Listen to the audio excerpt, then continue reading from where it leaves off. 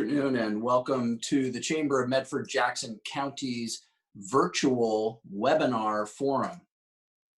We've stated in the past that the forum at 101 is not just one of the largest, but one of the oldest speaker series in the United States. So thank you for being here and joining us, even though it is continues to be in an unusual format. What's not unusual, though, is that each month for all those years, we bring you stimulating and interesting topics of interest to our region, and today is no exception. I apologize for the bright light coming in, but I want to say today is not only sponsored by the Cow Creek Band of Umpqua Tribe of Indians, but so too is the season. So thank you and thank you. I see Michael there, so special thanks, Michael. I'm Brad Hicks. I'm the president and CEO of the Chamber of Medford-Jackson County, and I will be emceeing today's program. And the program, I'll get into that in just a second. Michael will as well, and Michael is also going to moderate the discussion with the panelists. But today, I want to tee this up. There's no other way to put it. I think it's no secret 2020 has essentially been a dumpster fire. And I say that for Deanna. Let's see if I get a smile out of her. But there have been so many bright spots locally, and it's easy to overlook those. And I want to let you know that these folks are going to do a great job of sharing unique perspectives on how wildfires and COVID have impacted us, but the gracious and generous responses that we've gotten valley-wide from people, community members, organizations, companies, etc., to keep this valley moving forward and hopefully coming out of this crisis stronger. There have been some outstanding efforts, to say the least. So I'm going to stop there. I'm going to introduce Michael Rondo, who's the CEO of the Cow Creek Band of Umpqua Tribe of Indians, and let Michael introduce our illustrious panel. Michael? Looking good there, too. Unmute. There we go. Still learning all this fancy technology. Thank you, everyone, for tuning in to the December forum. We have the privilege of having some distinguished guests with us, and I will introduce each of them at this point, and then we'll begin our topic, moving forward, becoming stronger, and emerging better. Our first panelist is Javier Del Rio, serves as the Assistant Superintendent for the Phoenix Talent School District. Javier has been in the field of education for 23 years and believes that our public education system should provide the framework and the foundation for our democracy. Javier was born and raised in Spain and moved to the United States as an exchange student at the age of 17. He received a bachelor's in economics from Southern Oregon University and became a teacher in 1997. He has taught in Los Angeles, Spain, and the Rogue Valley, and believes in the importance of data-driven, high-quality professional development for teachers. He has also been an advocate for second language learners and students living in poverty, and believes that all teachers should be equipped with the tools to reach all children, and in particular, those that need us the most. Javier loves to read historical fiction, hike, cook, watch soccer, and play board games with his family. So welcome, Javier. Thank you. Next, we have Karen Wheeler. She serves Jackson and Josephine counties as an assistant professor of practice for Oregon State University Extension Service. Right now, she is on loan to the Emergency Operations Center since September 12th to coordinate social services for wildfire survivors. At this point in the recovery effort, she is working to connect people and families with services and resources they may struggle to access by using an adapt version of the multi-agency shelter transition team process. Karen has over 15 years of public experience and prides herself on being able to talk to anyone, anywhere about anything. Using her background in public health, she is able to tie together data and stories to align community partners in their efforts to improve the lives of communities where they live, learn, work, play, and serve. She is unwavering in her pursuit of justice and inclusion. When she isn't gesticulating wildly while talking about public health and community development, she can be found with her nose in a book, hiking with her dog Bo, failing at gardening, and experimenting in the kitchen. Welcome, Karen. Next, we have Deanne Everson. Deanne is the CEO Executive Director of United Way of Jackson County, having been appointed in 1997. Under her leadership, United Way launched the Day of Caring, WILL, which is Women Living Leadership, the Meth Task Force, CAN, which is the Child Abuse Network, the Big Idea, which is a project focused on 100% high school completion for the class of 2020, and In This Together, a Southern Oregon suicide prevention campaign. Deanne spent 13 years in the corporate financial sector. Making the switch to nonprofits, she was the economist at the Greater Seattle Chamber of Commerce from 1990 to 1993. Since joining United Way, she has been recognized by Oregon Business Magazine as one of Oregon's 50 great leaders and by the American Red Cross as a community hero. She was awarded the Citizen Peacemaker Imagine Award and named the Nonprofit Outstanding Corporate Citizen Award from the Medford-Jackson County Chamber of Commerce. She regularly lectures on leadership and the nonprofit sector.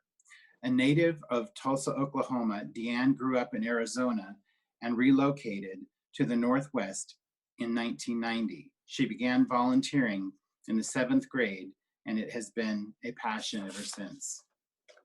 So welcome, everyone. And we all understand what a difficult year. Brad has just mentioned that. And so we'll just dive right in here with some questions. And I guess we'll start out with Javier.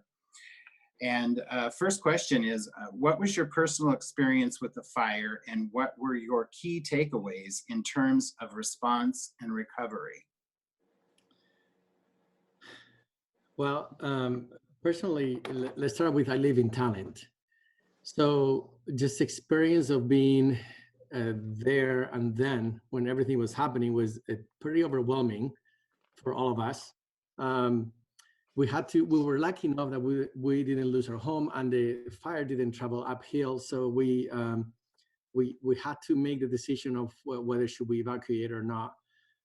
So at some point I went down to the elementary school and there were many, many families just congregated right there in the parking lot. And we started bringing out food that we had from the lunch program and just connecting with people and just seeing the need was obviously immediate and clear and overwhelming. So then at some point the police kicked us out of there and my wife was coming down the hill. We decided to finally evacuate and she kind of froze. And she said, I'm waiting for you. And I told her, well, I don't want to stop because if I stop, I think we might just still go back home. Let's just go. So then she followed me as we were leaving town. Just like many other people, we could see and experience the explosions close to us from the propane tanks and the fires everywhere. And I have my daughter and my son. And anyway, that's from a personal perspective. It was really overwhelming to see your town just going up in flames. And then I'm quickly recognizing that it will take us a long time to recover from this. And the key takeaways in terms of the response is I was just completely overwhelmed by the quick response from the community. I think it took the community just within 24 hours, 48 hours, once we knew it was mostly safe, to start telling us, what can we do? How can we support you? Where are your families? Where What do you need money? Do you need gift cards? We're here for you. And that response, not that it was surprising to me, but I was just amazed how over the past few years, it has felt like the nation has been a little bit divided in many ways, yet people just came together quickly, no questions asked, to support the victims of the fire. That's, in a nutshell, my experience. Thanks, Javier. It's kind of a tough one for everyone. Karen, I'll read the question again, just in case people kind of lost track there. What was your personal experience with the fire, and what were your key takeaways in terms of response and recovery? So I live in Ashland, and so very early on in the day, I was actually on a conference call, on a work group meeting for our community health improvement planning process, when the fire started. And so we were meeting as a steering committee and kind of going through our process and thinking, how do we adapt our health improvement plan for COVID? Not really knowing what was coming next. And then that wrapped, and I started seeing some things about the fires. And that day I kind of realized exactly how impossible it is to get out of Ashland if there is a fire. It was really scary because I was watching my friend's pets, because she was out of town, and so I had to go to her home and get her pets and come back to my home. And it took I was in traffic for an hour to go 3 blocks down the main road.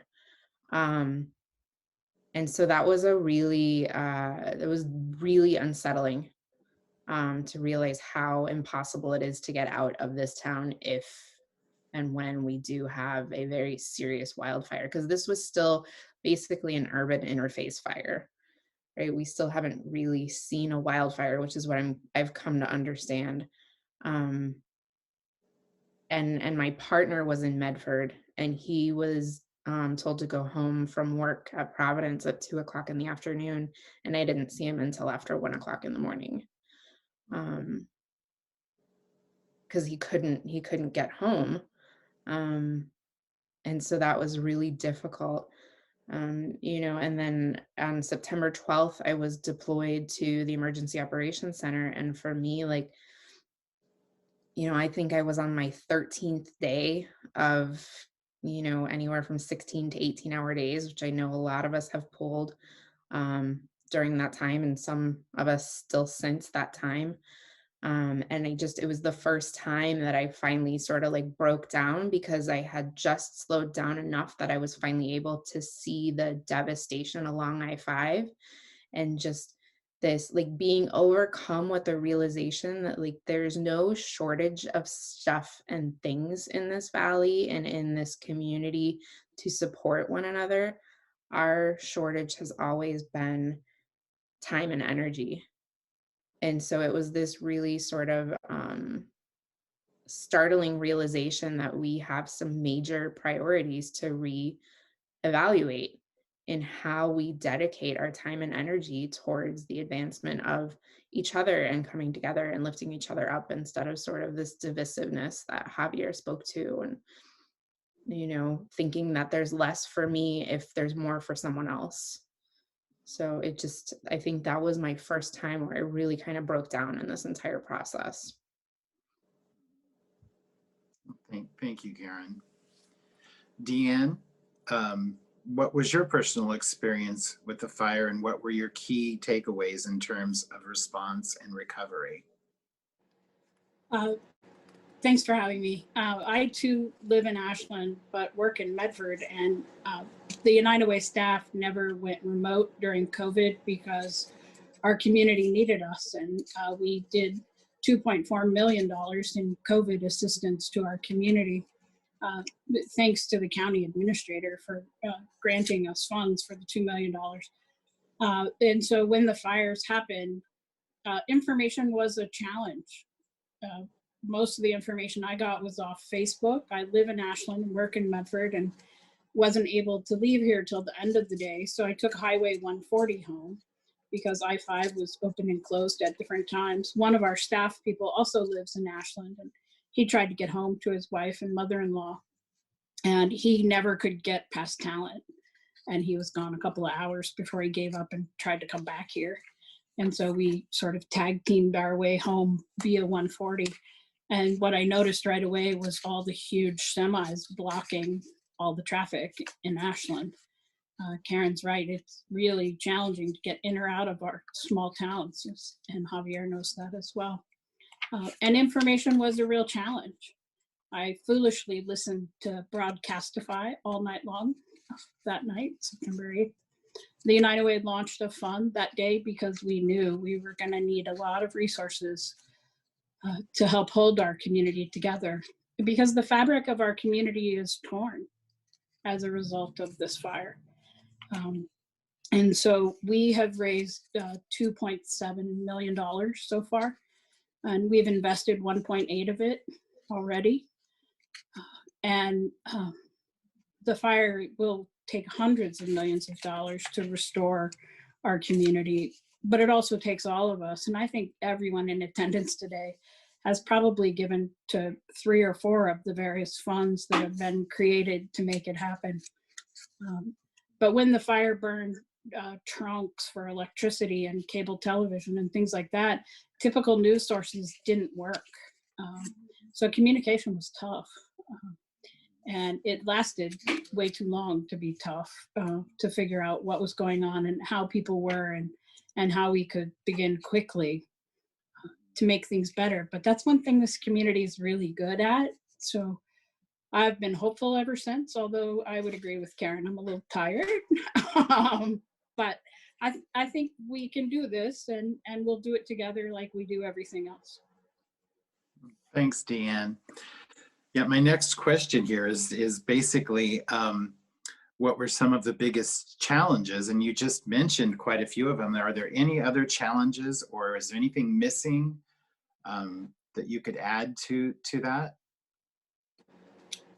I'll jump in. I would just say that we can coordinate better going forward, and not look back. And at the very beginning, there was a lot of blaming pretty quickly, and I didn't find that helpful. I'm not that kind of person. And I think let's just keep going forward and try to figure out all the different ways to get out of any town that's safe here, and to figure out communication, and to figure out, because this recovery is going to take everyone across all sectors. And so it is really going to be an example of coming together across government and faith communities and nonprofits and education, and everyone together to create what really has to be a speedy recovery, with a huge equity lens, because the majority of those impacted were heavily our Latino community and our older folks. And they're a huge part of this community, and we have to get better fast. But I think that's the biggest challenge. And many of us have worked together before in different ways, and now we get to all work together all the time. Thank you. Karen, do you have anything to add? I know you talked about the equality, and then also the ability to get out of Ashland, but are there other challenges that you'd like to mention, or anything that's missing? You know, I think so much of the housing that was impacted was really our most affordable housing in this valley.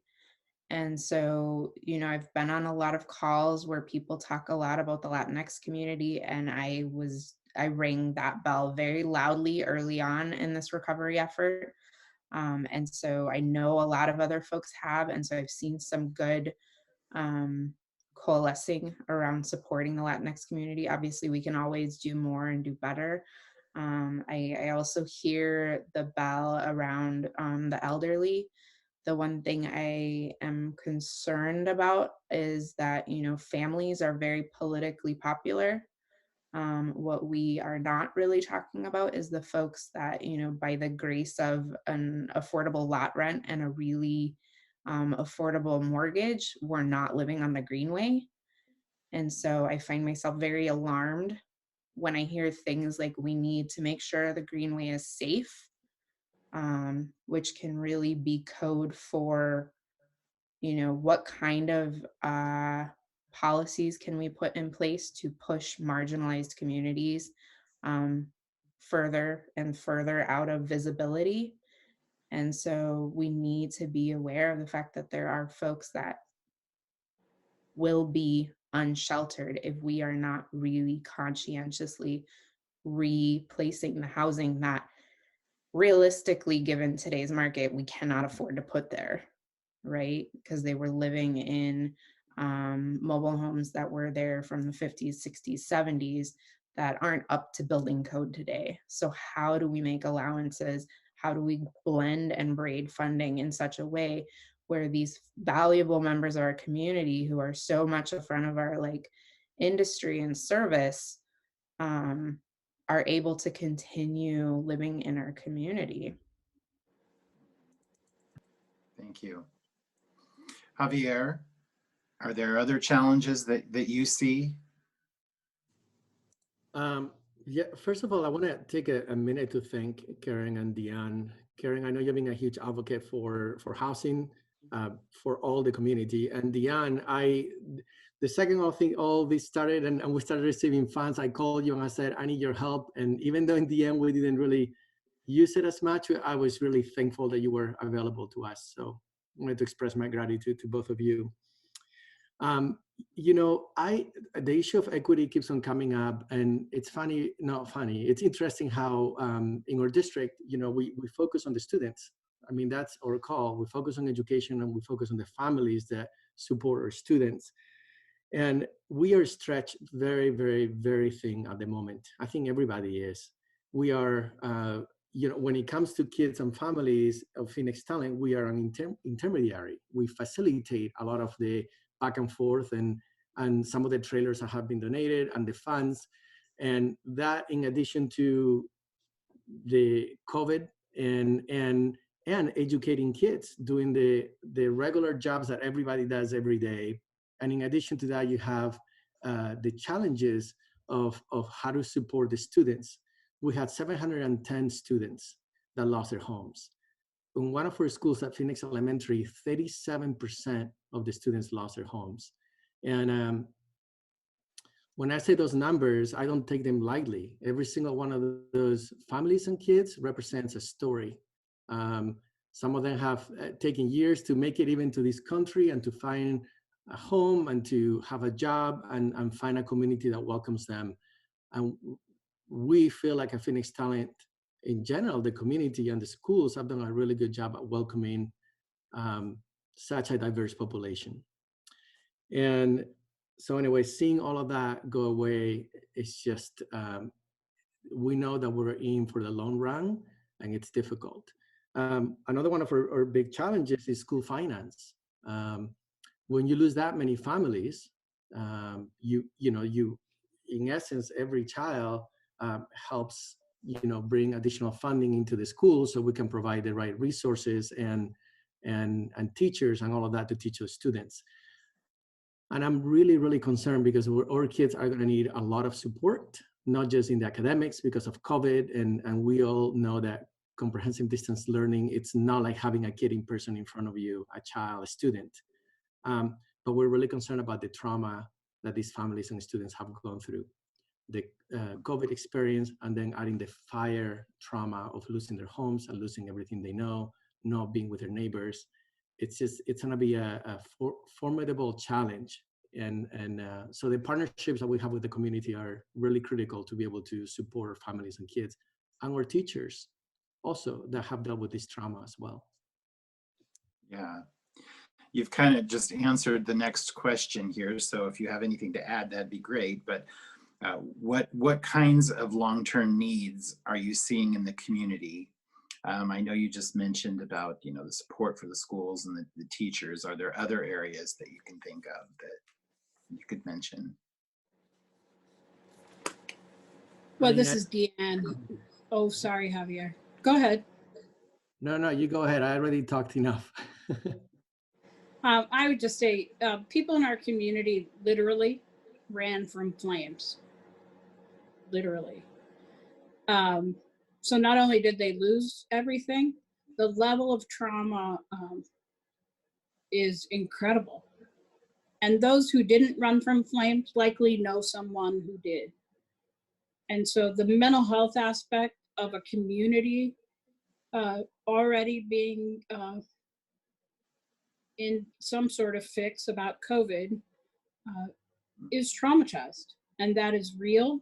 And we need to do things about that, including provide mental health, but we also need to check in with one another. We need to know how each other are, and we need to pay attention to each other in a way that we haven't before. We need to say, how are you, and mean it in a new and real way. And, you know, everyone needs housing. Every single person impacted by the fires needs housing. And we went into this with a less than 1% vacancy rate in low-income housing, less than 1%. And so I think the smartest question I've been asked so far was by a 10-year-old who wanted to know why we weren't doing 3D imaging housing. And I thought, oh my gosh, you know about that, you should do it. So that's where I am. Yeah. Karen? Yeah, you know, I mean, so what Dan says is very true, you know, and I want to be really mindful of the fact that we're talking about trauma reverberating through our community, right? We're talking about the folks who fled, we're talking about the folks who helped them flee, and we're talking about the folks who are delivering services to them right now, the folks who are working alongside them at work, you know.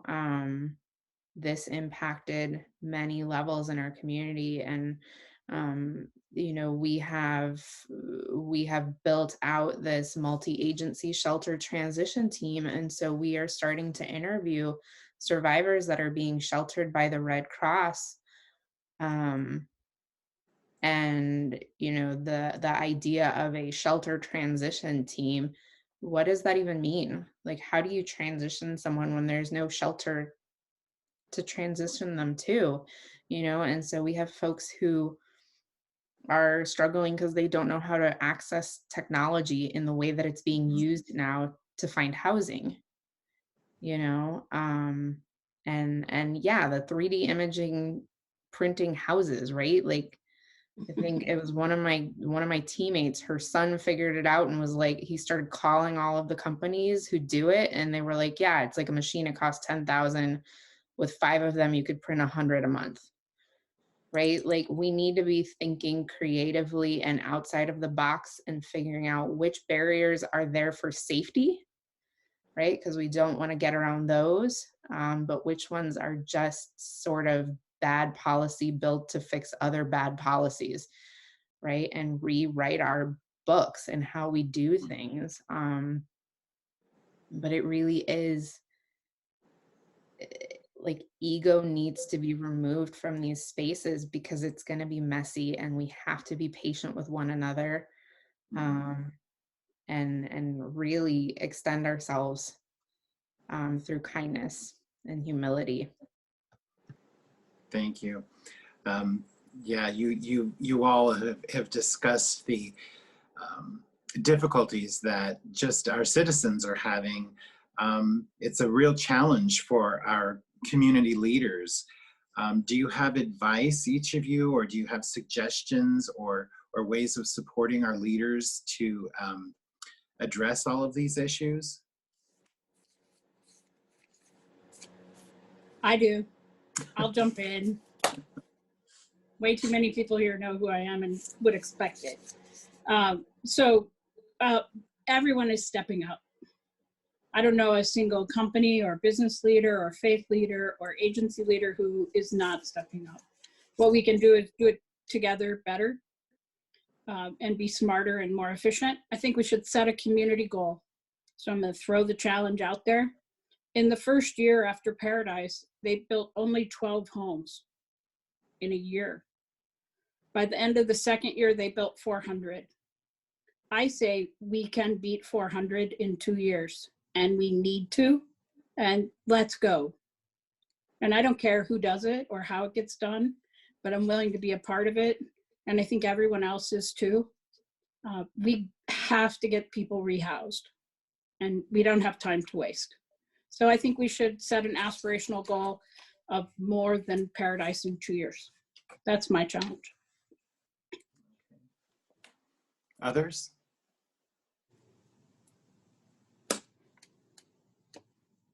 I think we need to challenge ourselves to stop using the word no. You know, because I think we need to throw our playbooks out the window. You know, and I agree with Deanne's aspirational goals. You know, if we center our, you know, there's a concept called targeted universalism, where you center the most vulnerable in your community and build your system out from there, which means you're not going to miss the folks that are most often left behind.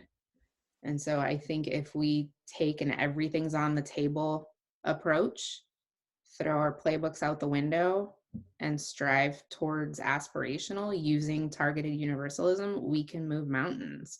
And I think that goes back to that sort of, you know, there's no shortage of stuff and things in this valley. It's time and energy. So how do we want to use our time? Exactly. Javier, any It's final kind of thoughts hard. there? Yeah, it's kind of hard to add what it has already been said. I agree. I think it is time to come up with, actually people have already, and we're still working on it, but come up with some goals that they might not feel as being realistic, but I think that we can do a lot better than the 400 houses in 2 years that Deanne was talking about. And I think we can do better too in terms of making sure that we're equitable and making sure that we're reaching out to the community. In essence, we have an opportunity to land in a better spot than we were before this happened. And I think taking advantage of that opportunity is critical for a community. Oh, great. I just Well- want to add one thing, Michael, because the tribe is really important and stepped up right away and helped many of us. And so certainly on behalf of this community, I want to say thank you. And I also want to say, we know that Glide was really badly Yes. damaged, as are many parts of our state. So this isn't just a Southern Oregon problem, although we suffered the greatest losses. Yeah. We have the opportunity to work together regionally and statewide to really affect change for all the people in need in our community and repair the fabric and actually make it better.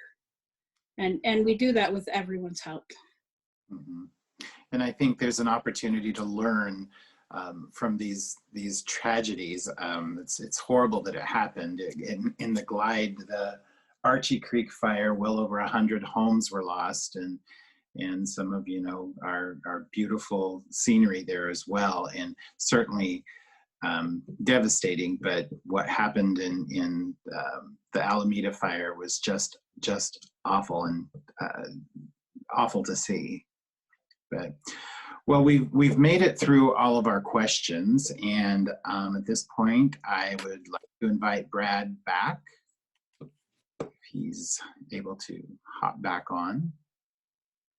There you are. I am. It's all up to Lydia. She loves having the power and authority to mute and make me disappear. Well, I saw that. I want to say thank you to each of our panelists. And again, I apologize for the sunlight blaring in the window here. But I want to say thanks to you, Michael, and Javier, Karen, and Deanne. And I wanted to confirm something that Michael said at the beginning about Deanne. She does lecture. So I just want to make that clear to people. We may not mean the same thing, but she does. So just sort of packaging up what you all discussed. This has been without a doubt. I mean, there are almost no words to describe what we've all been through collectively. I mean, traumatic doesn't seem to be enough. Catastrophic. I mean, words have sort of lost their meaning as it relates to what we've all been through. But I want to say how proud I am and continue to be of your organizations and the responses that we're seeing from members of our community. You know, one of the things, and when I say we started, it's really a matter of turning a phrase. There's not much of a program that goes along with our Southern Oregon Strong efforts. But one of the coolest things I've seen, what started as really was intended to be inspirational, has done just that. Now, you know, it started with a Facebook page, and now you see it on billboards and real estate signs and the fronts of businesses and social media messages. And I think when it's all said and done, we have so many lessons to learn. We have so much work left to do. And I love, Deanne, I love your challenge. I mean, we have some significant work to do in front of us, but I know the citizens of this valley are up to it, and that we can come together and really create a path forward that's better for all of us. So that part I'm excited about, but I'm just as excited about a couple of other things. I'm excited to bid 2020 adieu, and at the risk of joking around in the midst of a serious topic, I'm going to share with you a few of these are my top 10 2020 sayings.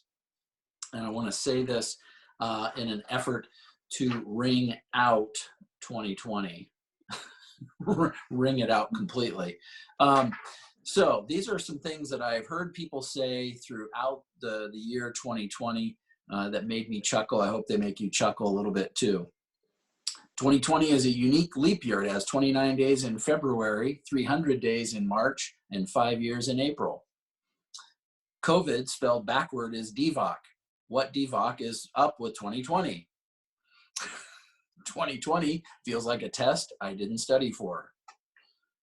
For the first time in history, we can save the human race by laying in front of the TV and doing nothing. Let's not screw this up. The only thing I gained in 2020 was weight. If you ask Javier, you might appreciate this. If you had asked me the hardest part of battling a global pandemic, what the hardest part of battling a global pandemic would be, I would have never guessed it was teaching elementary school math. After all the stupid things I've done, if I die because I touched my face, I'm going to be really upset. The bright side of 2020 being the worst year ever is it will drastically reduce the amount of hindsight is 2020 comments. I'm not working out with a mask on is my new favorite excuse for not working out. And finally, in an homage to all the bad dad jokes ever told at chamber forums over the last 101 years, mostly by David Wright and Eli and Gene Pelham, due to quarantine, I'll only be telling inside jokes. So, to say the least, I don't think anybody's going to argue with the fact that we'll all be very, very excited to ring out 2020 and ring in 2021 and get to this work at hand. Some serious days lie ahead, so hopefully you don't mind me kidding around a little bit. As Nietzsche said, that which does not kill us makes us stronger, and I hope that rings true.